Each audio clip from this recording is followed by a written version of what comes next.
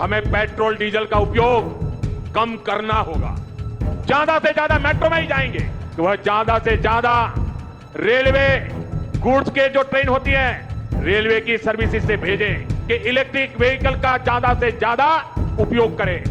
साथियों, ऐसे ही खाने के तेल का भी है, इसके आयात के लिए भी बहुत बड़ी मात्रा में हमें विदेशी मुद्रा खर्च करनी पड़ती है। आज हर घर में बस एक बात हो रही है, प्रधानमंत्री नरेंद्र मोदी की अपील की, पेट्रोल डीजल की खपत कम करो, इलेक्ट्रिक व्हीकल से चलो, पब्लिक ट्रांसपोर्ट का इस्तेमाल करो, वर्क फ्रॉम होम करो, 1 साल के लिए गोल्ड मत खरीदो, विदेश यात्रा पर मत जाओ और खाने का तेल कम खाओ।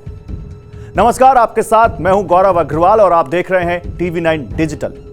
सवाल है कि प्रधानमंत्री ने यह अपील क्यों की? आखिर अचानक देश पर कौन सा संकट आ गया है? तो जवाब है कि संकट तो आ गया है, लेकिन अचानक नहीं। अंग्रेजी में कहते हैं elephant in the room but no one wants to talk about. हालांकि ये हाथी तो दिख रहा था जब से मिडिल ईस्ट का युद्ध शुरू हुआ। कच्चे तेल की सप्लाई कम हो गई और उसके दाम रॉकेट हो गए और यहां से पूरी दुनिया की गाड़ी हिचकोले खाने लगी। भारत में भी असर हुआ, जिसके बाद अब प्रधानमंत्री ने देश के नागरिकों से अपील की कि वो संकट की इस घड़ी में देशभक्ति का परिचय दें और कुछ संकल्प लें। आइए इन संकल्पों की बात करते हैं। पहला संकल्प, पेट्रोल डीजल कम इस्तेमाल करें, वर्क फ्रॉम होम करें, इलेक्ट्रिक व्हीकल का इस्तेमाल करें, कार पूल करें, पब्लिक ट्रांसपोर्ट का इस्तेमाल करें, यानी कुल मिलाकर पेट्रोल डीजल की खपत कम करें। सवाल है क्यों? देखिए, भारत तेल का शुद्ध आयातक देश है और अपनी जरूरत का 89% बाहरी स्रोतों से पूरा करता है। 1 साल पहले आज के समय में क्रूड की कीमत लगभग $70 प्रति बैरल थी और अब बढ़कर $113 से अधिक हो गई है, क्योंकि देश में पेट्रोल डीजल के दाम नहीं बढ़े। लास्ट अप्रैल मई 2022 में बढ़े थे। इसलिए तेल कंपनियों को अब क्रूड के दाम रॉकेट होने की वजह से हर महीने 30,000 करोड़ का नुकसान हो रहा है, यानी मोटा मोटा 1,000 करोड़ रोजाना। तेल कंपनियों को पेट्रोल पर 18 रुपए और डीजल पर करीब 26 रुपए प्रति लीटर का नुकसान हो रहा है। अब सरकार इतना तो एक साथ बढ़ा नहीं सकती। कल आप ही वोट नहीं देंगे कि भाई हमारे डीजल पर 26 रुपए बढ़ा दिया, पेट्रोल पर 18 रुपए बढ़ा दिया। इसलिए अब प्रधानमंत्री अपील कर रहे हैं कि पेट्रोल डीजल का खर्च कम करो, कम जलाओ, work from home, electric vehicle का इस्तेमाल, कार पूल, ये सब तरीके अपनाओ, पब्लिक ट्रांसपोर्ट का इस्तेमाल करो, ताकि भारत को कम क्रूड खरीदना पड़े और डॉलर कम खर्च हो, जिससे रुपए को कमजोर होने से बचाया जा सके। दूसरा संकल्प, 1 साल के लिए सोना ना खरीदें। क्यों? आइए समझाता हूं। भारत सोने का उत्पादक देश नहीं है और लगभग सारा सोना हम आयात करते हैं बाहर से। लगभग हर साल 750 टन सोना हम आयात करते हैं। पिछले वर्ष भारत ने अकेले सोने पर लगभग $72 अरब यानी करीब 6 लाख करोड़ रुपए खर्च किए, यानी लगभग $6 अरब प्रति माह। भारत ने वित्त वर्ष 2026 में लगभग $72 अरब मूल्य का सोना आयात किया है और यह पिछले वर्ष की तुलना में 24% की वृद्धि है, यानी लगभग 1/4 बढ़ गया हमारा गोल्ड इंपोर्ट। केवल दिसंबर 2025 से जनवरी 2026 तक सोने का आयात 3 गुना बढ़कर करीब $12 अरब हो गया और यह वही टाइम था जब सोना रॉकेट हो रहा था, आपको याद होगा। जनवरी में पहली बार घरेलू ETF में सोने की रिकॉर्ड मांग देखी गई। Association of mutual funds in India के आंकड़ों के मुताबिक जनवरी में सोने के ETF में शुद्ध निवेश दिसंबर 2025 से 2 गुने से अधिक बढ़कर 24,040 करोड़ रुपए के सर्वकालिक उच्च स्तर पर पहुंच गया। वही इक्विटी म्यूचुअल फंड में यह निवेश 14% गिरकर 24,000 करोड़ रुपए के आसपास हो गया। वैसे सोना केवल निवेश के लिए नहीं है, सोने की दोहरी भूमिका है। उपभोक्ता आयात, यानी जो हम अपने लिए इस्तेमाल करते हैं, निवेश के लिए इस्तेमाल करते हैं, शादी ब्याह में लेने देने के लिए इस्तेमाल करते हैं, और उसके अलावा RBI रिजर्व।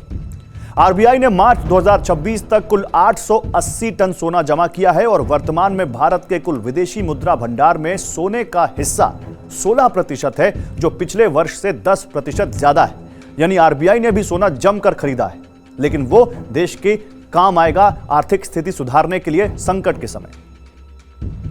लेकिन जो हम खरीद रहे हैं, घरेलू स्तर पर सोने की खरीद का आर्थिक प्रभाव अलग होता है। घरों में इस्तेमाल होने वाले सोने की मांग से डॉलर खर्च होता है। अर्थव्यवस्था से डॉलर का बाहर जाना बढ़ जाता है। बड़े पैमाने पर सोने का आयात भारत के चालू खाता घाटे पर दबाव डाल सकता है। डॉलर के प्रचलन में आने से भारतीय रुपया कमजोर होता है, क्योंकि भारतीय रुपए के मुकाबले डॉलर की मांग बढ़ जाती है, जिससे सोना और भी महंगा हो जाता है, क्योंकि आपको पेमेंट तो डॉलर में करना है बाहर से खरीदने पर। इससे एक दुष्चक्र शुरू हो जाता है, जिसमें भारतीय उपभोक्ता को सोने के लिए अधिक रुपए चुकाने पड़ते हैं, क्योंकि पहले की गई सोने की खरीद से रुपए पर दबाव और बढ़ गया। तीसरा संकल्प, सामान भेजने के लिए रेलवे का इस्तेमाल करें। अब देखिए, यहां भी एक बड़ा कैच है। देश में रेलवे ने लगभग 100%, जी हां, इसी साल अप्रैल में सरकार ने बताया है, 100% ब्रॉड गेज इलेक्ट्रिफिकेशन अप्रैल 2026 में पूरा कर लिया है, जो चीन और यूके से भी ज्यादा है। यह लगभग 70,000 किलोमीटर का नेटवर्क है। 2024-25 में इससे सरकार को लगभग 180 करोड़ लीटर डीजल की बचत हुई है, जिससे कच्चे तेल के आयात में कमी आई है और लगभग 6,000 करोड़ रुपए की बचत हुई है। भारत में अधिकांश माल परिवहन डीजल पर निर्भर करता है और ईंधन की कीमतों में वृद्धि कुछ ही दिनों में पूरी आपूर्ति श्रृंखला में फैल जाती है, जिससे किराने का सामान, परिवहन और रोजमर्रा की वस्तुओं की कीमतें बढ़ जाती हैं, जिसका बोझ अंततः उपभोक्ता पर पड़ता है।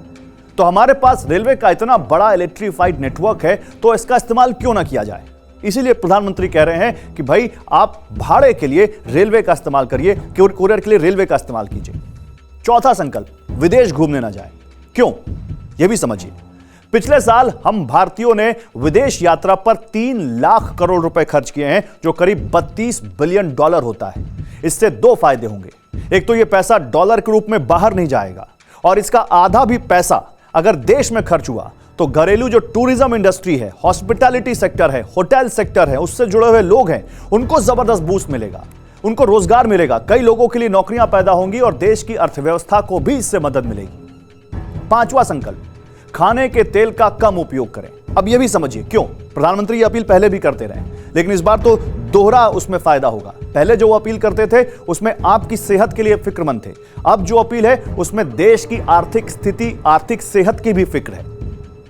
भारत दुनिया में एडिबल ऑयल का सबसे बड़ा इंपोर्टर है। हम अपनी खपत का 57% बाहर से आयात करते हैं, जबकि हमारे यहाँ इतनी सरसों होती है और इसके अलावा दूसरे इतने ज्यादा तिलहन की फसल होती है जिनसे तेल निकाला जाता है, उसके बावजूद। और जो हम आयात करते हैं उसमें सबसे ज्यादा करीब 60% हम पाम ऑयल आयात करते हैं, फिर सोयाबीन और सूरजमुखी और दूसरे तेल आयात करते हैं। 2023-24 में हमने करीब 16 मिलियन टन तेल आयात किया, जिसकी कीमत 15 बिलियन डॉलर थी। यानी इतनी विदेशी मुद्रा खाने के तेल को खरीदने के लिए देश से बाहर गई। रुपए के कमजोर होने से यह समस्या और भी बढ़ जाती है। कमजोर रुपए से आयातित तेल के हर लीटर की कीमत बढ़ जाती है और खाद्य तेल की कीमतों में वृद्धि आपूर्ति श्रृंखला यानी सप्लाई चेन के जरिए तेजी से उपभोक्ता की थाली तक पहुंच जाती है। यानी अगर यहां पर 2 रुपए बढ़े तो आप तक आते आते हो सकता है 4 रुपए आपकी थाली पर असर पड़ जाए। अब फर्टिलाइजर का संकट, उर्वरक का, खाद का संकट। क्यों? पश्चिम एशिया के आपूर्ति मार्गों में, यानी जो वहां के जो सप्लाई रूट्स हैं, वहां पर भारी व्यवधान हुआ है, खासकर स्ट्रेट ऑफ हॉर्मुज, और उसकी वजह से भारत जो आयातित यूरिया भारत आयात करता है, जो यूरिया, उसकी कीमत फरवरी में $508 प्रति टन से बढ़कर $935 प्रति टन हो गई है। इसी तरह डीएपी की कीमत पिछले साल के $680 से बढ़कर $925 प्रति टन होने की उम्मीद है।